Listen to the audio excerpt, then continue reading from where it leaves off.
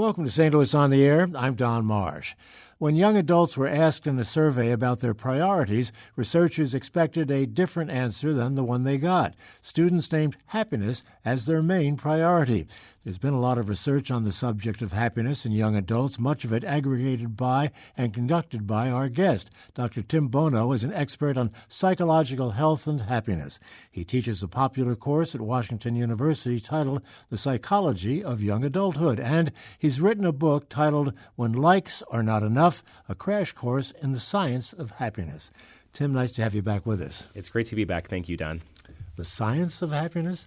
Didn't know there was such a thing. Yes, well, it's relatively new. Historically, the field of psychology focused a lot of attention on understanding different forms of psychopathology like depression or schizophrenia or anxiety. But more recently, there has been a shift toward applying the scientific method to understanding something that I think we all are interested in, which is happiness and how to achieve the good life based on the behaviors that can bring us there. What is the scientific method? Well, the scientific method is interested in testing hypotheses by collecting data on large groups of people and running them through different experiments to identify which kinds of behaviors in the long run have the biggest implications for that sense of happiness. So you can bring people into a lab setting and give them different tasks or different thought experiments and then follow up with them and see which of those behaviors truly are providing those gains in their overall happiness and well-being. And your book is full of that research. There are an awful lot of studies been done on this subject. Yeah, so the book has over 100 studies that have been conducted on college students and other adults all throughout the country and around the world, in fact. And so it's essentially providing a narrative based on how my own students over the years have taken that research and incorporated that research into their own personal lives. How do you define happiness? Well, I would say that there are as many ways to define it as there are people who want to offer a way of defining it, which is why for scientific purposes, it's actually more common for us not to use the word happiness, but instead to use the phrase subjective well-being, with an important emphasis on that word subjective, that in order to know how happy somebody is, it turns out that you don't get a very good sense of how happy they are by looking at how much money they have in the bank or the size of their house or other external characteristics of their lives. A much stronger predictor of happiness is their own appraisal of the circumstances, the extent to which they express gratitude for what they have, the extent to which they're incorporating exercise or meditation or gratitude into their daily habits. That ultimately will take whatever characteristics they have and highlight them in a way that they do have that inner sense of happiness and well-being. What did you expect to find when you were doing this research, you and others who have done the research? Well, I'd say that there were a lot of unknowns because it's a relatively young field. So I started conducting this research when I was a PhD student in 2006. And so certainly there had been a number of researchers who had studied positive emotion for a long time. But my true motivation for pursuing this line of work was that as part of my graduate training, I had a fellowship in the Office of Residential Life where I was interacting with a lot of first-year students, and I just noticed that there was a lot of variability in terms of how they were doing. Some students were coming into college and they were very successful and they were happy and they seemed to have a lot of friends. They were doing well by most measures, and others were really struggling. And the traditional predictors, SAT scores, high school GPA, didn't seem to do a very good job of predicting their happiness. And so my initial research was essentially exploratory. I just wanted to collect data on these students to find out what is it that differentiates these students in terms of their overall well-being. So I went in with a series of hypotheses that had been rooted in other research, but a lot of the big ones have to do with perhaps most important of all is the strength of their social connections. Do they have other friends, other people who they can turn to that when things are going well, they can share that positivity to sort of savor it and extend the goodness that comes from it. And when things don't go well, that they bring a realistic expectation to that life is full of hardship, life has adversity, and so they have other people who they can turn to help them take a perspective on that can help them recover from it a bit more quickly and get back to their baseline and sort of on with their lives. By and large, is it a fairly unhappy group, this young adult group? Well, if you look at the data, it is a group that is unhappy relative to previous cohorts of young adults. In fact, if you look at the data from the Pew Research Group, and they've been tracking happiness and other forms of well-being for a long time, if you start looking at it around the 90s, what you find is that happiness among young adults was increasing pretty steadily through the 90s, through the early 2000s, and then 2010 happened, and every chart sees this dramatic, precipitous drop in happiness. And you find the same pattern with life satisfaction. It was going up, we reached 2010, and then there's a sharp drop. You look at depression, anxiety, loneliness, that was kind of steady, and then suddenly it started to shoot up at 2010. And everybody started to scratch their heads and say, well, what's going on here? Well, there was something else that was going on in 2010, and that is that that was the year when smartphones became almost ubiquitous among young adults. In fact, if there was a report from Penn State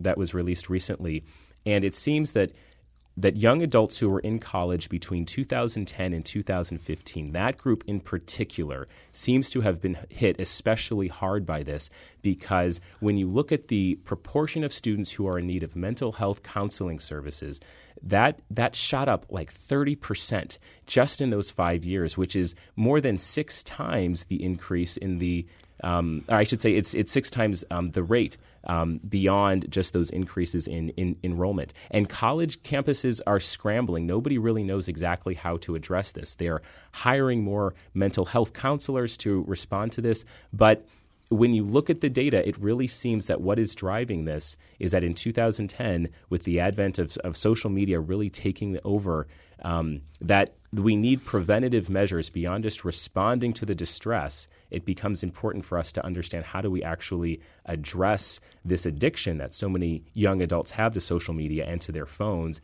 because it's underestimated, I think, just how profound it is in the overall well-being and the hits it's taking to their mental health. But if social interaction is a component of happiness, it would seem to me that the phone is as an avenue to social interaction. Well, there are different forms of social interaction. So it is true that the single strongest predictor of happiness is the strength of our social connections. But in that case, we're talking about social connections with the three-dimensional people, spending time with real people. One of the biggest barriers to a sense of happiness is social comparison. And unfortunately, when you log on to Facebook or you're using technology as your primary means of communicating, so much of what happens when we are communicating with people in person is completely lost, because there's not the momentum that can be built when you're having an actual conversation with another person. So much of our ability to communicate effectively with another person is in nonverbal communication, beyond just a picture that we post or words that we say. It has to do with the timing and the pace of the communication, the sense of energy, the spirit that might exist between two people when they're actually occupying the same space. And so I would say that it's not appropriate to equate social connection when you're actually physically with another person to the interactions, for lack of a better word, that are taking place when you're on Facebook or Instagram. Those are really not the same thing. And in fact, I would say that those are diametrically opposed, because when you're using social media, that ultimately is a form of social comparison, that it's just allowing you to go on to see how other people are doing, the cool trips that they're taking, who they're spending their time with, the accomplishments that they have.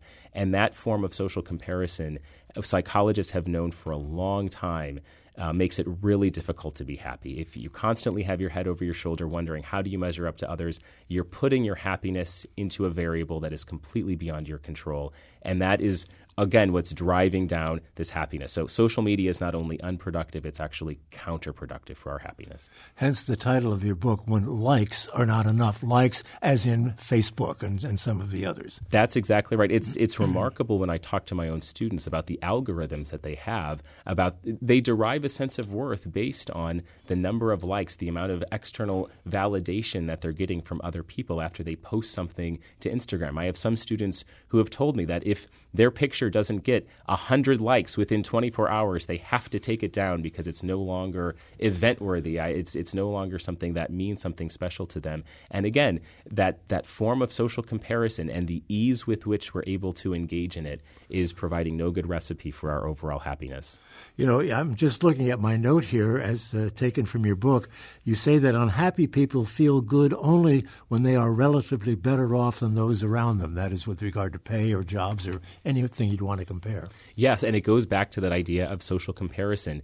There was a great study a couple of years ago that showed that when young adults came into a lab to complete word puzzles, the happiest people felt good about their performance regardless of how anybody else was doing. The unhappy people felt good about their performance only if they outperformed the person who was sitting next to them. And they felt bad if the person next to them was doing well. They felt good even if they were doing poorly. As long as they were doing better than the person next to them, then they felt good. And again, you're putting your happiness into somebody else's hands. It's much better to derive a sense of well-being from your own internal standards and opportunities to build on those. You also draw some interesting conclusions from what we have come to call helicopter parents and the influence they have on kids, which is more negative than many people might have thought. Yeah, and I think that, parents often have the best of intentions for their kids, but one of the things that we know is very important in developing a sense of well-being is having a spirit of resilience and the ability to identify when things are not going well and then to be able to pick yourself back up, reflect on it, develop a sense of mastery, learn something from it, and then move on with your life. And that resilience is an important life skill.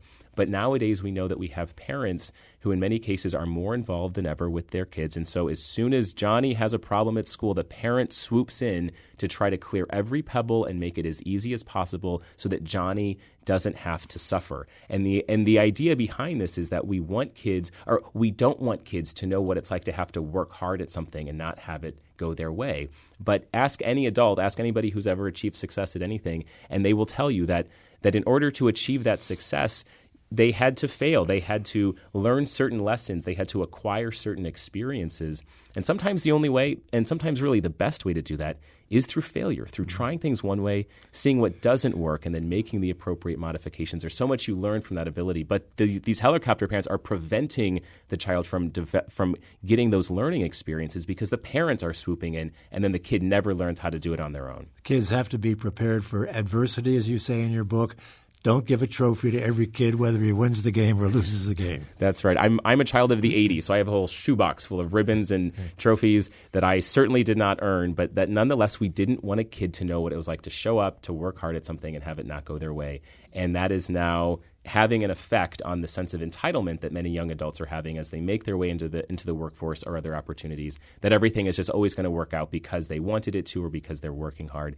But in fact, a part of psychological health is knowing how to deal with disappointment and adversity and how to pick yourself back up from that and keep going. Well, you have a box full of ribbons, but you also have a PhD, so you overcame it. I did, yes. Yeah, I'm fortunate that my parents were ones who, of course, one of the best. I'm one of 5 kids, which means that we often had to fend for ourselves and figure things out. We had a lot of support from them, certainly, but yeah, when you're in a family of 7, you also have to learn some things on your own, too. Our producers want to know, do you do Instagram or Facebook or Twitter?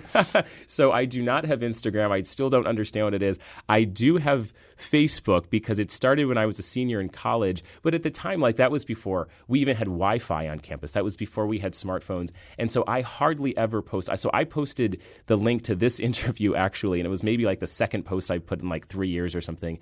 I have Twitter only because my book publisher said that I had to. But I still don't really understand what the purpose of that is. If you want to know what I'm doing, please give me a call and I'll be happy to have a conversation. But I am not a heavy social media user at all. Well, I hope you have a lot of friends on Facebook and that they're all listening to you right now. Yeah, I hope. Well, I did check. It did get a number of likes, so I'm hopeful that at least some of them are listening in. That should make you happy. It'll make me happier if they actually call me and we can have a conversation about it afterwards. Our guest is Tim Bono. He's from Washington University. He's the author of the book, When Likes Are Not Enough. We'll come back and continue this conversation in just a moment. We'd like you to be a part of it. We've got a little time. Give us a call at 382-8255. That's 382-TALK. Send us an email to talk@stlpublicradio.org. Or if you prefer to send us a tweet, do so at STL On Air. We'd love to hear from you. What do you think about this happiness thing that we're talking about, and particularly happiness or lack of it in young adults? This is St. Louis on the Air on St. Louis Public Radio, 90.7 KWMU.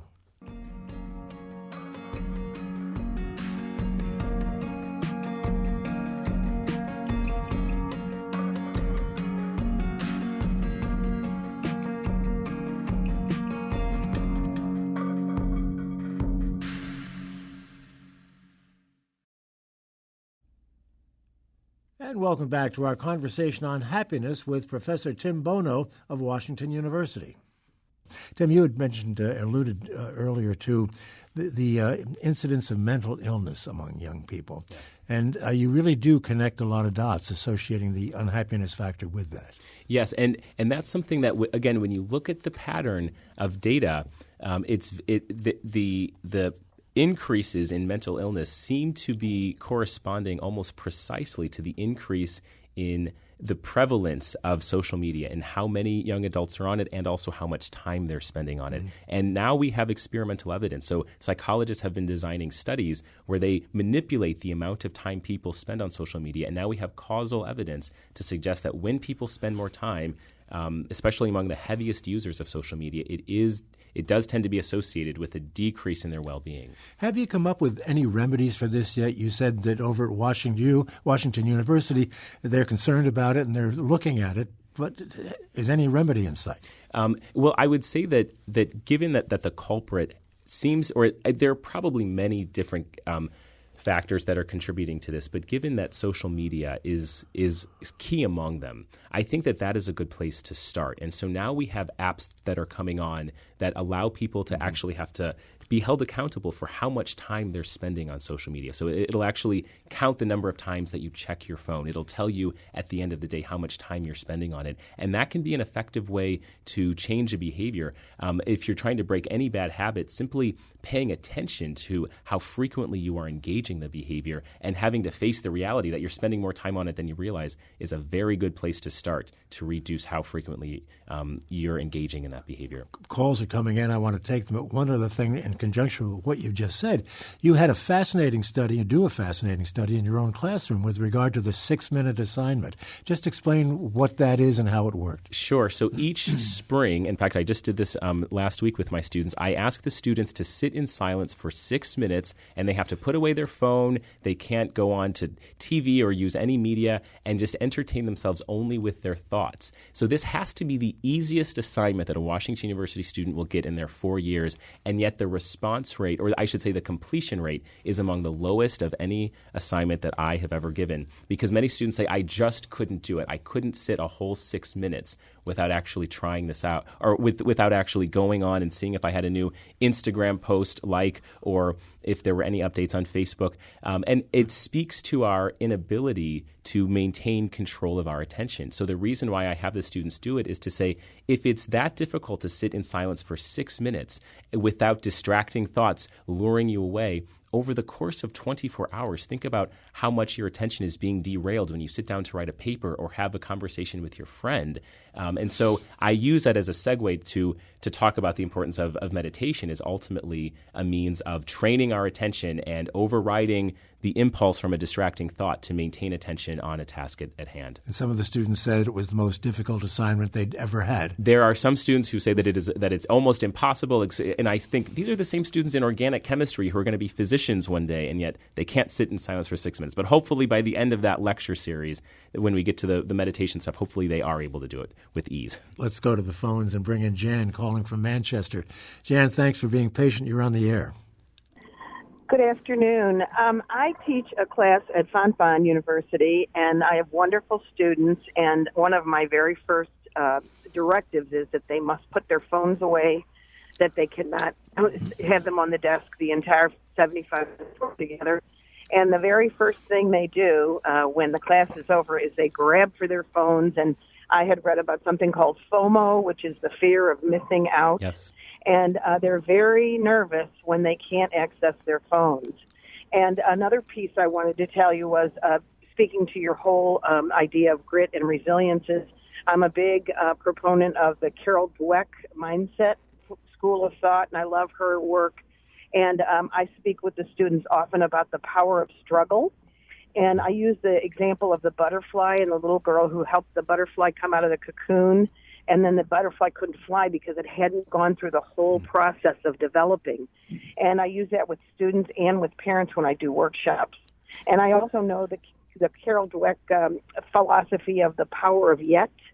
I don't know that yet, or I haven't learned that yet, but that keeps the door open and lets students have some additional time to pursue something or stick with it, like you said, the persistence. And I just think those are all very important things for parents to be aware of. Yeah, I agree, and I appreciate those comments, Jan, because you're exactly right that that the importance of Yet that Carol Dweck is getting at there is to help people understand that it's tempting to look at a successful person. It's when you come to college, it's tempting to look at people who seem as though they've been successful in everything that they've attempted, without understanding that often the people who have succeeded the most are often the people who have failed the most. But when they faced that adversity, they understood, okay, maybe I don't have the skills for this yet, but instead of wallowing in my despair, I'm going to reflect on it and think, well, what are the skills I can be developing so that when Yet gets here, when another opportunity presents itself, I will have the skills that I need that time around to do that. So, yeah, I think that those are some great philosophies that you're sharing in your class. And, yeah, I see the same thing with students. If you tell them that they can't be on their phone, the first thing as soon as they're able to is check it, and it speaks to the addiction and how powerful that is. FOMO is a real thing, and it is something for sure that psychologists are studying. Thanks for the comments. You do have some potential remedies, to use that word again, when you talk about some of the things that kids can do that will help out. Meditation, which you mentioned a few moments ago, is one of them. How so? Well, I think that meditation in particular is effective because a lot of our distress or anxiety is born from these distracting thoughts that will come into our mind, and they kind of take a life on their own, and they'll turn into these vicious thinking cycles. And so what meditation ultimately is about training your mind to, number one, identify when distracting thoughts are coming into your mind, and then number two, having the wherewithal to let them go, or at least let them be, but then being able to redirect the focus of your attention back to the task at hand. And so if you can get yourself to focus on your breathing for 15 or 20 minutes a day, inevitably your mind will wander. One of the biggest misconceptions is that you're supposed to clear your head, you're not supposed to have distracting thoughts. And that's not true. Inevitably, your mind will start to wander. And it is that moment of bringing it back that you are strengthening. And it's like any other skill. The more that you practice it, the stronger that becomes. And as you get better at identifying and releasing those distracting thoughts during your meditation exercise, that's the same psychological strength that you have when you sit down to write a paper or when you sit down to do something else important, and then suddenly you're tempted to check your phone or log on to Instagram, that you identify it as, okay, that's a behavior that's not good for me right now. I identify that that's trying to take my attention away, so I'm going to override that temptation and redirect attention back to what I'm supposed to be doing, and then later on I can entertain that if I still have the need to do so. But is it realistic to think that you can get a 16 to 25-year-old to meditate when they can't sit for 6 minutes and not touch their phone? Yeah, so it is true that these can be difficult interventions to incorporate into your daily life. So if you're not able to do it for 6 minutes, try it for 2 minutes. See, even if you can teach them the practices of mindfulness, that can be a good place to start. And I think it's important to treat all of these interventions on a continuum. It's not an either or. It's not that either you exercise or you don't, and that it only counts if you're exercising by running 6 miles the loop around Forest Park. See if you can run for 10 minutes. See if you can run for 15 minutes, and then build on those over time. You remind me in some of the things that you're saying of Daniel Pink. We talked off the air about the book he was on a couple of weeks ago talking about the same sort of thing. And he brought up exercise, taking breaks being an important part of kind of getting things back together again.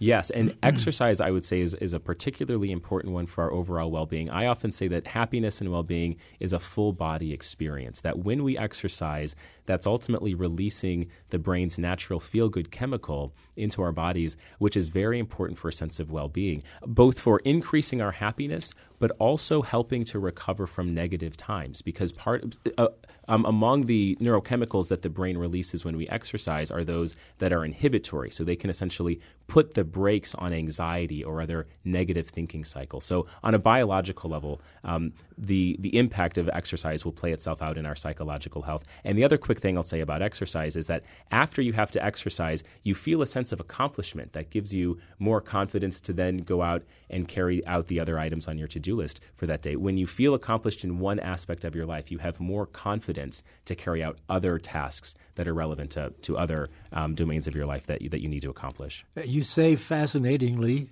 that sitting is the new smoking.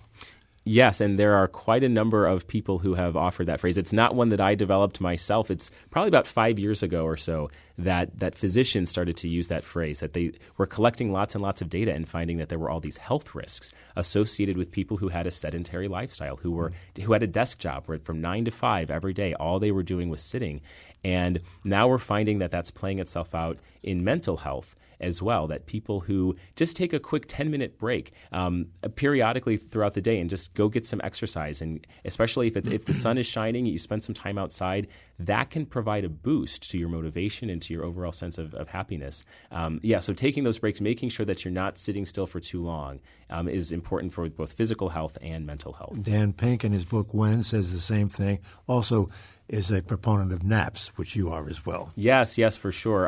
Another key behavior that's important for our well-being is a good night's sleep on a regular basis. And if you're not able to get a good night's sleep, there is such a thing as a power nap, but it has to be timed carefully, because we've all had those naps where we wake up and we feel even worse than when we sat down to take the nap. So a good power nap is 20 minutes or 90 minutes. One of the worst things you can do is a 45 or 60-minute nap. It's all about the brain waves that are cycling down to slow waves at about the 1 hour mark. Within 20 minutes, you've got fast wave sleep. By 90 minutes, it's back at fast wave sleep. And you feel good with a 20-minute nap or a 90-minute nap because you'll feel refreshed because you're waking up during fast wave sleep. 60 minutes, you're waking up during slow wave sleep, and that's where you feel like you've been hit by a ton of bricks as soon as you wake up. I want to take a call from Leo in Burns Mill, and we'll do that now. Leo, thanks for waiting. You're on the air.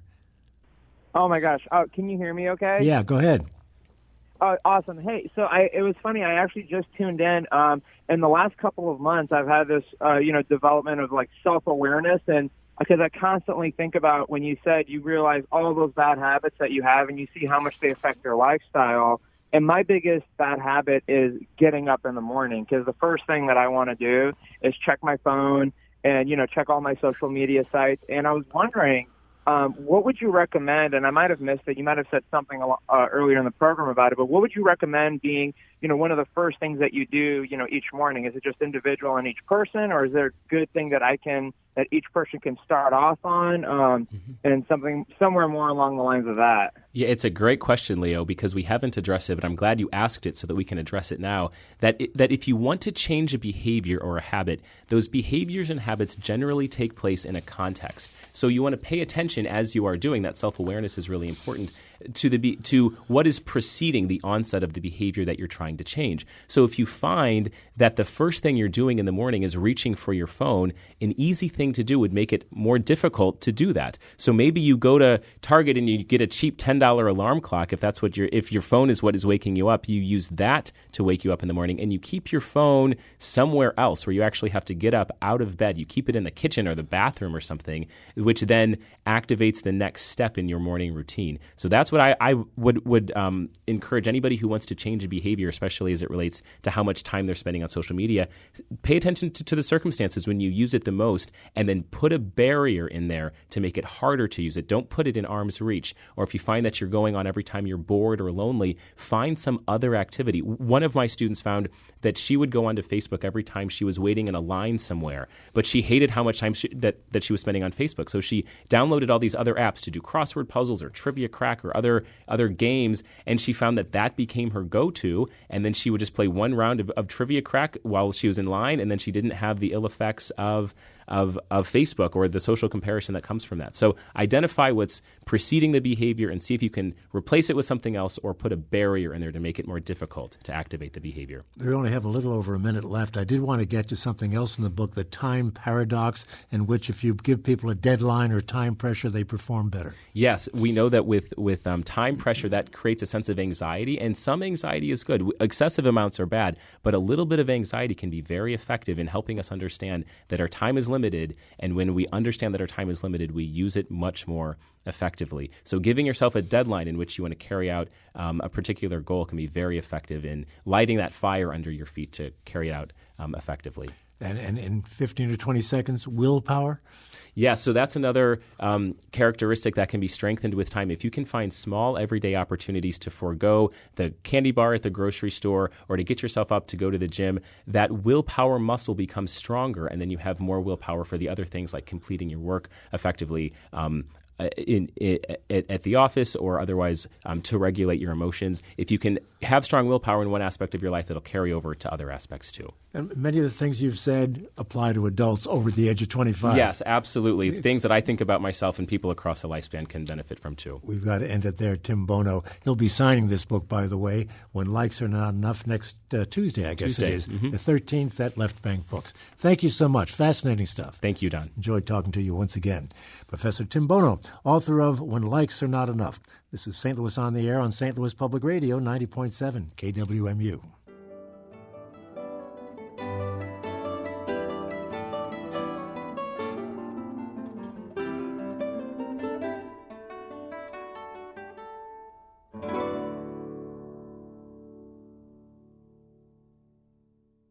Support comes from the Missouri Forest Products Association.